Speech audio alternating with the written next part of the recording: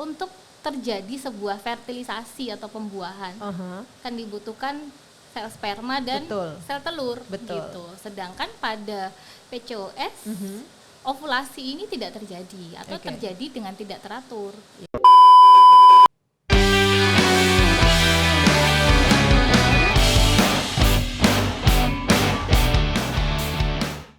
Halo Sobat Sehat, kembali lagi di channelnya Klinik Arda, sehat untuk semua dalam segmen Ngobrol Sehat bersama saya Oki Rosa.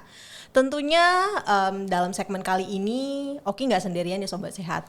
Sudah ada narasumber spesial kita yang pasti nanti bakal nemenin Sobat Sehat semua di rumah untuk sama-sama mau berbagi insight nih, berbagi informasi dan edukasi untuk Sobat Sehat semua. Siapa dia?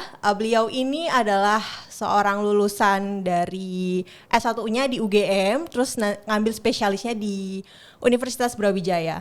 Kita sapa dulu Dr. Tias Widya Ningsih. Halo Dr. Tias. Halo Mbak Oki. Halo, sehat dokter? Sehat? Alhamdulillah kalau sehat.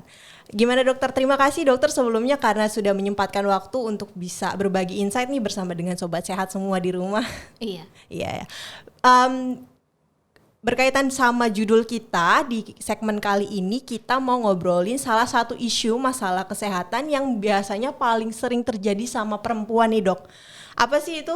Mungkin Sobat Sehat di rumah pernah gak sih ada kerabatnya, temannya, atau bahkan Sobat Sehat sendiri pernah ngerasain kalau misalnya menjelang menstruasi nih ada yang ngalamin nyeri hebat atau disminor atau mungkin yang sudah menikah sulit memiliki keturunan gitu kan. Bisa jadi ini mengarah ke tanda-tanda ke salah satu isu yang kita mau bahas ini. Apa sih itu, benar gak sih kayak gitu? Langsung aja kita tanya sama expertnya. Asik, expertnya. Langsung aja, mungkin Dr. Tias bisa memberikan gambaran terkait apa sih PCOS itu dok, karena kali ini kita mau membahas tuntas nih masalah PCOS. Monggo dokter Tia silakan. Oke Mbak Oki ya. Sore ini kita akan bahas tentang PCOS. PCOS itu singkatan Mbak Oki. Jadi itu Polycystic Ovarian Syndrome. Ya, itu adalah sindrom atau kumpulan gejala yang menyerang pada ovarium. Ovarium itu indung telur, terutama pada proses pelepasan sel telur atau yang kita sebut proses ovulasi. Ya. Itu ditandai dengan yang disebut polikistik tadi. Jadi ada banyak bentukan kista yang kecil-kecil dan banyak di ovarium. Kemudian juga ditandai yang lain dengan peningkatan dari kadar hormon androgen yang biasanya tinggi pada laki-laki. Nah, ini tinggi pada wanita yang mengidap PCOS. Dan itu tanda yang lainnya itu dengan adanya menstruasi yang tidak teratur, seperti yang Bu Oki bilang tadi. Oh gitu, jadi benar ya dok ya, ternyata salah satu gejalanya nih. Ngomongin soal gejala nanti kita lanjut ke pertanyaan berikutnya. Berarti intinya adalah definisi dari si PCOS ini adalah banyaknya kista-kista di indung telur, benar begitu dokter? Atau benar? Iya betul. Betul itu ya, kurang lebih kayak gitu ya. Iya. Kalau apa sih dok, siapa saja faktor risikan yang memang dia tuh riskan terkena PCOS ini? Ya, siapa yang berisiko gitu ya, kita menyebutnya dengan faktor risiko. Itu yang pertama pada orang-orang dengan obesitas. Ya, jadi kita juga tahu obesitas itu untuk orang Asia dengan BMI lebih dari 25. Nanti cara menghitungnya bisa searching sendiri body mass index-nya berapa. Ya. Karena pada obesitas itu terjadi yang namanya resistensi insulin. Nah, itu salah satu mekanisme yang menyebabkan dari PCOS, resistensi insulin. Kemudian selain dari obesitas juga dari diabetes mellitus yang tipe 2. Karena di situ juga terjadi resistensi insulin. Kemudian selain obesitas, selain diabetes, itu juga apabila seseorang wanita itu memang memiliki faktor genetik PCOS, dia akan lebih cenderung juga akan mengalami PCOS. Itu adalah faktor risiko dari orang-orang yang bisa terkena PCOS ini gitu ya dok ya? Iya betul. Kemudian dok, apa yang perlu kita kenali dari gejala PCOS ini supaya kita lebih aware nih terhadap si PCOS ini? Iya, untuk gejala dan tanda dari PCOS, Yang pertama itu tadi dari menstruasi yang tidak teratur. Menstruasi Ya. tidak teratur. Menstruasi yang teratur itu kan sebulan sekali ya Mbak Betul. Oki ya. Kita kan wanita kan sebulan sekali. Biasa 28 hari tepatnya. Itu bisa maju mundur 21 sampai 35 hari. Normalnya segitu ya dok ya? Iya, itu Siklusnya? masih dikatakan normal 21 sampai 35 hari. Nanti apabila itu lebih dari 35 hari, ada yang sampai 1,5 bulan, 2 bulan, 3 bulan, itu baru dapat haid. Nah, itu kita harus sudah mulai waspada. Jangan-jangan itu kan salah satu gejala dari PCOS. Gitu. Oke. Kemudian juga menstruasinya itu kadang-kadang banyak. Di berlebihan atau kadang malah berupa flek-flek saja juga bisa. Oke. Gitu. Kemudian gejala itu tadi kan tentang menstruasi. Iya. Kemudian yang tadi kita sudah singgung tentang kadar hormon laki-laki yang tinggi pada wanita yang mengidap PCOS. Iya. Itu bisa ditandai yang pertama itu yang nampak adalah adanya tumbuh rambut atau bulu yang tidak seharusnya pada wanita. Oh gitu. Ya, misalnya pada wajah bisa tumbuh kumis, tumbuh jenggot, kemudian di ada bulu-bulu di dada, di punggung, di paha, di perut, itu kita harus sudah waspada. Itu tanda-tanda yang disebut dengan hirsutism. Itu karena hormon androgennya yang terlalu berlebih di wanita ya dok? Hiperandrogen, gitu. Karena seharusnya itu adalah hormon yang untuk membentuk tanda seksual sekunder pada laki-laki, jadi tumbuh bulu. Tapi itu karena tinggi di perempuan yang mengidap PCOS, gejala tersebut bisa muncul. Selain itu hiperandrogen bisa berupa apabila jerawat tidak kunjung sembuh. Jerawat yang berlebihan, yang banyak, yang tidak kunjung sembuh, misalkan sudah semua penyebabnya dihindari, tapi kok masih ada jerawat, itu bisa juga dari tanda hiperandrogen. Oh gitu ya dokter. Hiperandrogen juga bisa ditandai dengan kebotakan. Kebotakan? Iya. Kalau di wanita gimana dok kebotakannya dilihatnya? Di rambutnya jadi sama, betul. Iya. Jadi kalau ya itu kan tadi sindrom ya. Jadi kita tidak berdiri sendiri. Oh kalau kebotakan berarti PCOS kan tidak. Jadi ya tadi dengan menstruasinya seperti apa, terus apakah ada tanda-tanda hiperandrogen tadi, salah satunya kebotakan. Kemudian ada juga yang kehitaman di kulit di sekitar lipatan-lipatan tubuh. Jadi di leher, di lipat paha, di lipat siku atau di bawah payudara, itu juga bisa tanda dari hiperandrogen. Oke. Kalau sulit hamil itu gimana dok? Iya, jadi bentar dulu dok, itu buat next questionnya biar sobat sehat masih penasaran. Ada lagi dok gejalanya yang lain? Tadi dari menstruasi, hiperandrogen, obesitas. Ya. Obesitas masih pengaruh ya dok ya, karena resisten insulin itu. Kemudian ya yang Mbak Oki bilang sulit hamil, itu yang jadi perbincangan betul. Nah dokter, bagaimana penanganan daripada PCOS ini kalau misal kita sudah terkena atau terdiagnosis PCOS dok? Ada nggak sih penanganannya dok? Untuk penanganan dari PCOS, yang pertama dan utama itu adalah modifikasi dari gaya hidup atau lifestyle ya. Betul. Lifestyle itu yang pertama adalah kita harus mengatur diet. Dietnya itu bagaimana? Karena tadi faktor risikonya itu adalah dengan diabetes dan lain-lain yang berhubungan dengan metabolisme, kita harus mengurangi konsumsi gula, ya, konsumsi gula, karbohidrat, kemudian konsumsi dari makanan yang asin, banyak pengawet, yang tinggi kolesterol seperti gorengan itu harus kita kurangi. Susah itu dok kayaknya. Enak ya. Enak soalnya, enak-enak semua dok yang dihindari. Dari diet, kemudian kita harus turunkan berat badan, ya, dengan olahraga, ya, olahraganya bukan seperti kalau ibu-ibu melakukan pekerjaan ibu rumah tangga, menyapu, mengepel, itu kalori yang terbakar tidak sesuai, ya. Jadi olahraga yang dimaksud di sini adalah paling tidak melakukan olahraga 3-4 kali dalam seminggu. Durasinya 30-60 menit.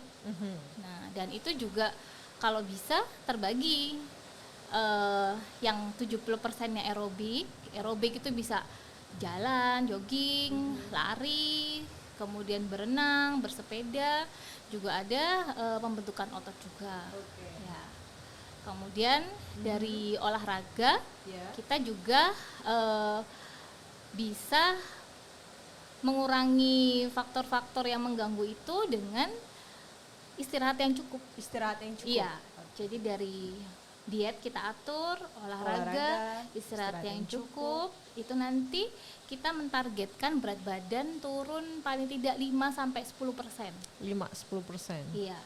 Karena dari penelitian dengan penurunan 5-10% itu, siklus haid yang tadi itu tidak teratur, dari 80-90% pasien dengan PCOS dengan perubahan 5-10% penurunan berat badan, itu bisa kembali haidnya normal lagi. Gitu. Kemudian 30% diantaranya bisa hamil tanpa berbantu. Itu untuk modifikasi dari gaya hidupnya. Berarti kalau misal orang sudah terkena PCOS, langkah pertamanya hanya baru disuruh memperbaiki gaya hidupnya aja, Dok? Nggak ada obat-obatan, terapi medis yang diberikan? Nggak ada berarti, Dok? Ya, ada. Jadi tentunya. kan tadi saya bilang yang pertama dan utama. Jadi itu harus dilakukan dulu, baru nanti kita evaluasi. Ada tidak hasil dari modifikasi gaya hidup tersebut. Bila tidak, nanti kita berikan beberapa obat. Nah, tadi masalahnya adalah resistensi insulin. Kita berikan obat untuk mengatasi resistensi insulin tersebut. Biasanya kita pakai golongan metformin.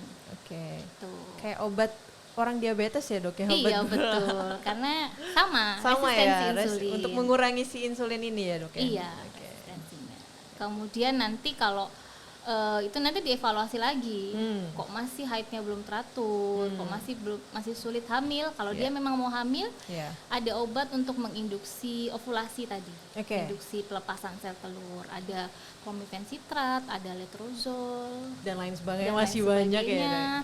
Nanti itu berhasil atau tidak, apabila tidak berhasil mungkin perlu bantuan dari teknik reproduksi berbantu dengan inseminasi buatan atau bayi tabung juga bisa. Nah, Dok, next ke last question nih.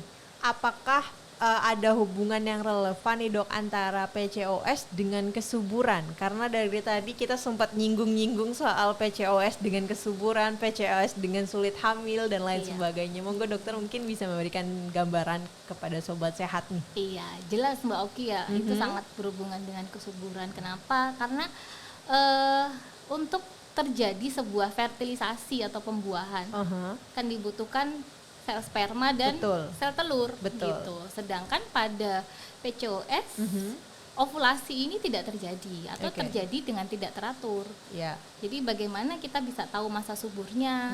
Bagaimana kita bisa tahu apakah dia mengalami ovulasi atau tidak? Jadi itu pasti akan mengganggu dari kesuburan. Tapi ya itu tadi, dengan kita memperbaiki modifikasi gaya hidup pun itu sudah dari penelitian sudah banyak memberikan hasil yang cukup signifikan. Tadi hampir 30% itu ya, Dok ya? 30% tanpa reproduksi berbantu itu tadi. Itu yang penting dari kasus ini yang paling utama tadi adalah si lifestyle-nya ini ya, Dok ya? Betul. Iya. Jadi nggak bisa kita tiba-tiba mendiagnosa, oh aku PCOS nih gara-gara kena gejala ini, nggak bisa juga ya, Dok ya, karena dia juga gejalanya berumpun gitu, nggak berdiri sendiri. Betul ya, Dok? Iya. Jadi tadi dari cuman selain gejala itu kan kita juga perlu konfirmasi biasanya dengan USG. Ada USG juga betul, ya, Dok ya? Tadi apakah ada bentukan kista-kista yang kecil dan banyak itu. Nah, Dok, itu tadi adalah insight dan informasi dari Dr. Tias terkait PCOS, Sobat Sehat. Mungkin dari Dr. Tias ingin memberikan closing statement terakhir nih, tips, pesan, atau juga apapun lah itu kepada Sobat Sehat. Bagaimana nih sikap kita, atau mungkin, karena saya juga punya teman nih, Dok, dia ngerasa takut kalau memeriksakan dirinya ketika sudah mengalami gejala-gejala itu. Jadi apa yang perlu kita lakukan ketika sudah mengalami gejala-gejala yang tadi sempat Dr. Tias sebutkan? Monggo Dr. Tias. Ya, jadi kalau untuk PCOS itu kita harus waspada. Yang pertama itu tadi adalah apakah siklus menstruasi kita teratur atau tidak. Jadi apabila memang kita berpikir ada yang tidak teratur, ada yang tidak biasa seperti dengan teman-teman kita wanita yang lain. Nah, itu adalah kewaspadaan pertama, kita harus menemui ke dokter atau ke dokter kandungan. Ya. Itu satu. Kemudian yang dua, karena PCOS ini sangat berhubungan dengan penyakit yang mempengaruhi metabolisme, ya. Jadi untuk modifikasi gaya hidup itu sangat penting, sehingga ya dimanapun kita harus berperilaku sehat, yaitu tadi dengan diet yang baik, dengan olahraga, tidur cukup, pikiran yang selalu positif. Baik. Terima kasih Dokter Tias atas insight-nya. Pasti sangat bermanfaat sekali nih untuk Sobat Sehat di rumah. Sobat Sehat, itu tadi adalah informasi seputar PCOS yang sudah dibahas tuntas nih oleh Dokter Tias. Terima kasih kepada Dokter Tias dan terima kasih kepada Sobat Sehat yang sudah menonton video ini sampai akhir.